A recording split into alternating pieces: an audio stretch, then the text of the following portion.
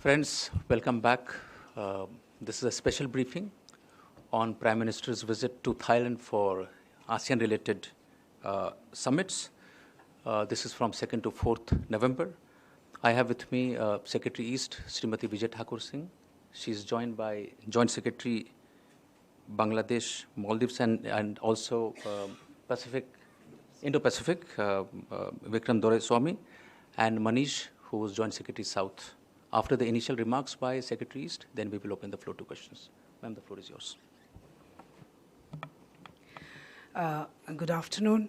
Prime Minister will be visiting Bangkok from 2nd to 4th November at the invitation of the Prime Minister of Thailand, His Excellency Prayut Chan-o-chan, and his visit is for the 16th ASEAN-India Summit, 14th East Asia Summit, the 3rd RCEP Summit, and related events. The ASEAN-related summits are an integral part of our diplomatic calendar. This will be Prime Minister Modi's 7th ASEAN-India Summit and 6th East Asia Summit. Last year, you would recall that in January, India had hosted the 25th anniversary commemorative summit of Indo-ASEAN, and in which all the 10 ASEAN leaders had participated. Then the Delhi Declaration was adopted, wherein it was agreed to further strengthen and deepen the ASEAN-India strategic partnership. Thereafter, in November last year, Prime Minister had in Singapore held, along with the ASEAN leaders, an informal India-ASEAN summit. So we had 2 engagements with the ASEAN last year. Let me run you through the program in Bangkok. Prime Minister will arrive in Bangkok on 2nd November evening, and his first engagement will be to address the Indian community at the National Indoor Stadium in Bangkok.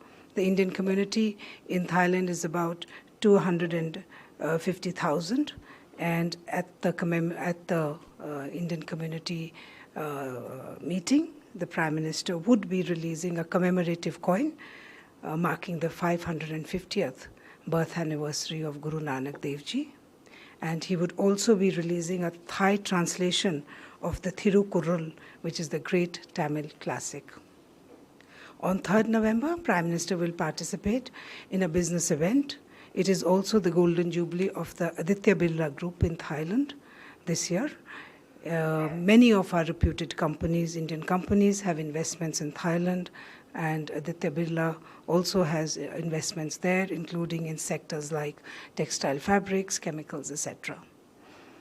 Then on the second engagement of the Prime Minister would be to join in this ASEAN-India Summit, which he will co-chair with the Prime Minister of Thailand. The meeting will take stock of the progress made in the ASEAN-India relationship.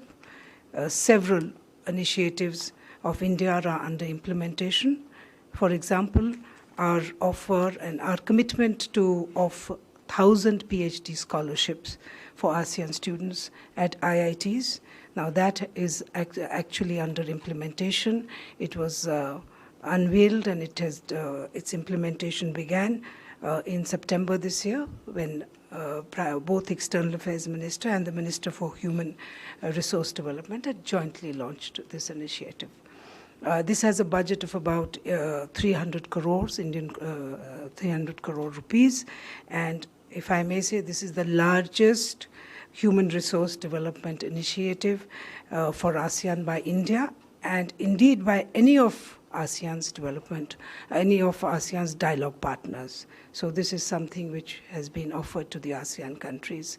Then we are also working on the establishment of centers for excellence in software development and training in the CMLV countries, and this is at a budget of about $8.6 million, and that is also being implemented.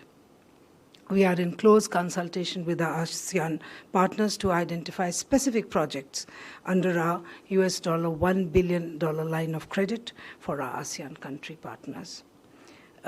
Strengthening ASEAN and ASEAN-led mechanisms, enhancing connectivity, whether it is sea, land, air, digital, people-to-people, deepening our economic partnership, enhancing cooperation in the digital domain, including cybersecurity, and improving maritime cooperation are some of the key themes of India-ASEAN cooperation. The next day, on 4th of November, Prime Minister has 3 important engagements. Prime Minister will attend a special lunch hosted by the Thai Prime Minister for the leaders of the East Asia participating countries, and the leaders in this platform will exchange views on progressing the global sustainable development agenda. The theme of this has been chosen by Thailand. In fact, Thailand, under its chairmanship, is promoting the theme Advancing Partnerships for Sustainability. So we are also working to support this theme and contributing to the discussions that are taking place. And if you look at it specifically, Thailand with us co-hosted the India-ASEAN workshop on blue economy in September this year, in which the focus of discussion was sustainable use of marine resources. So we are working on the sustainability concept with Thailand. Separately, we welcome the ASEAN Outlook on Indo-Pacific, which was put out by the ASEAN and adopted by the ASEAN earlier this year. We see many elements of convergence with our own Indo-Pacific approach, and we look forward to working with ASEAN partners on furthering our Indo-Pacific cooperation.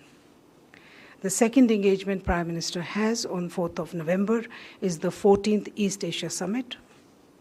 As you would know, that the East Asia Summit is a leaders-led platform, and in that, it is a platform where they hold discussions on various developments in the region, and it is also a confidence-building mechanism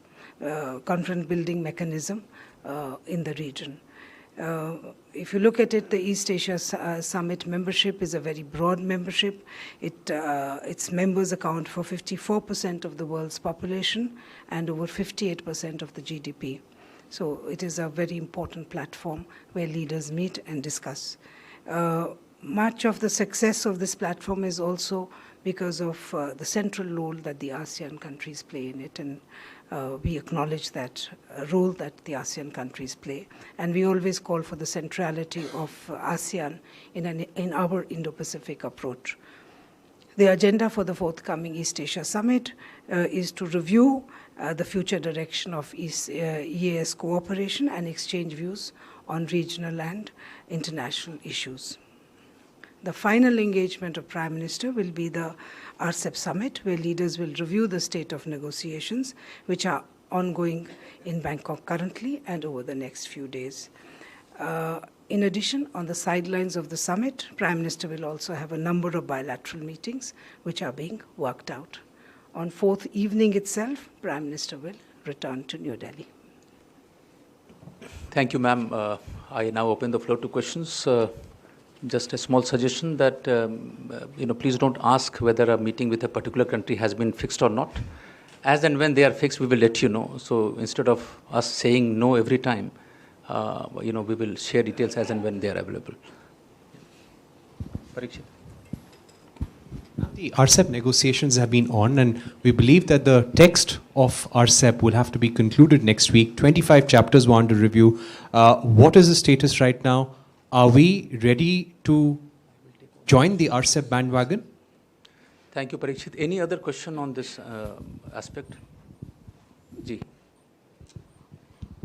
Is there a possibility of RCEP, the agreement going ahead without India?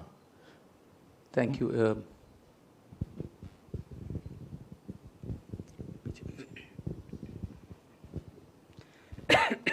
Ma'am, if all our concerns are not addressed at RCEP, would we want the timeline to be shifted? Pranay. Ma'am, so far, how many of Indian concerns have been accommodated in the RCEP negotiation process, and what are the issues which India is still pursuing? Thank you. See, the RCEP negotiations have been going on for many years now, and India has participated constructively in these negotiations. We believe that RCEP represents a significant economic and trade opportunity for all partners. There are obviously some critical issues still outstanding, and efforts are being made to resolve them to provide a fair and a transparent trading environment. These issues are extremely important for our economy and the livelihood of our people. It is therefore imperative that these issues are resolved satisfactorily. India remains engaged to find a resolution of these issues, and we expect that there would be greater clarity in that regard after the ministerial talks and the RCEP summit.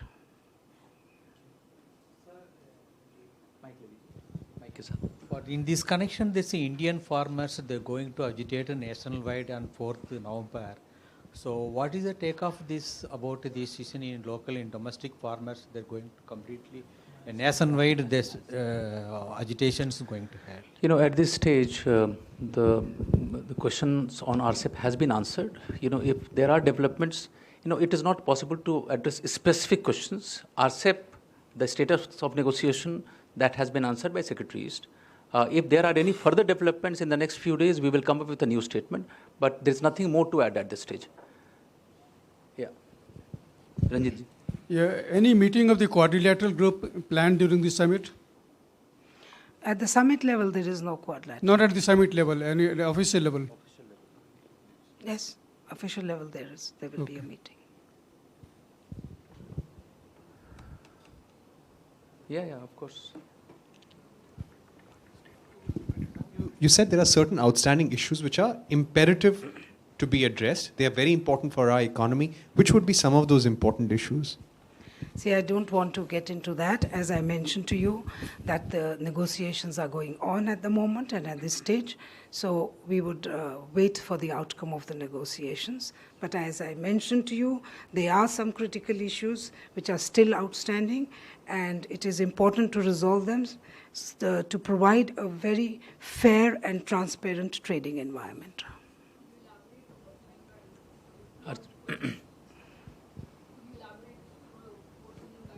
Can you just repeat? Meetings organized on an official level? Could you Yes, just elaborate official on that? levels. How many meetings, when? I don't have the details, but it's on the sidelines. It's on the sideline. There's only one meeting. Thank you. On the same issue, RCEP, different? Either.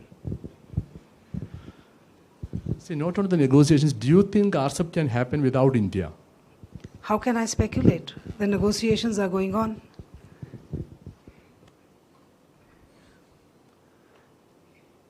Other than RCEP,